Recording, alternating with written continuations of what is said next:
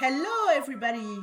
Nous nous retrouvons pour la séance de calcul numéro 4, soustraire des dizaines.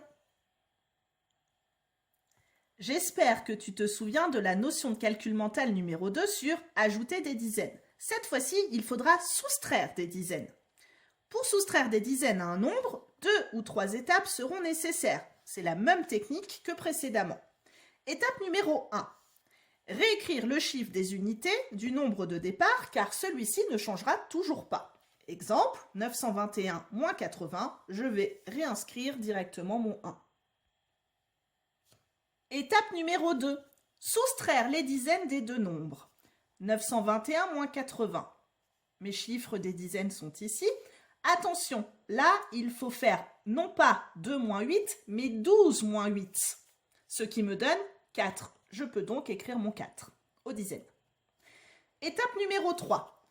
Il va falloir soustraire ma retenue du 12 aux centaines. 921 moins 80, je vais prendre mon chiffre des centaines qui est le 9, je lui enlève la retenue 1 du 12, cela me donne donc 8. J'obtiens comme résultat final 841. Attention, si le résultat de la soustraction des chiffres des dizaines ne dépasse pas 10, l'étape 3 ne sera pas nécessaire. Prenons un exemple. 684 moins 50. 8 moins 5, ici nous obtenons 3. Nous pouvons donc réécrire le chiffre des centaines 6 sans aucun problème. À présent, entraîne-toi. Tu as à nouveau 8 calculs à effectuer. Les 4 premiers utilisent toujours le code couleur de l'explication. Tu vas maintenant avoir 1 minute pour faire ces calculs. À toi de jouer.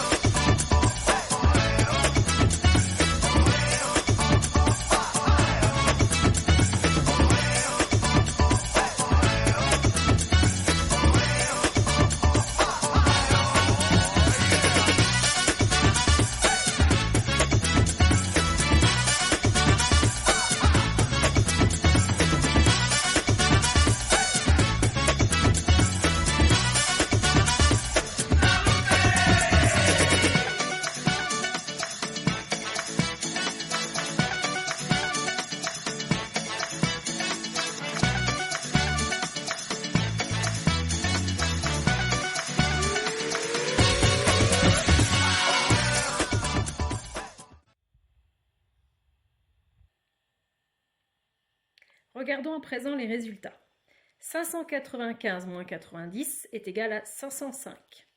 367 moins 80 est égal à 287. 242 moins 30 est égal à 212. 608 moins 40 est égal à 568. 631 moins 30 font 601. 423 moins 50, 373. 159 moins 60, 99. Et enfin, 461 moins 90 est égal à 371. Et voilà, j'espère que tu as compris la notion de cette semaine. Comme d'habitude, nous nous retrouvons la semaine prochaine pour la notion suivante. Goodbye!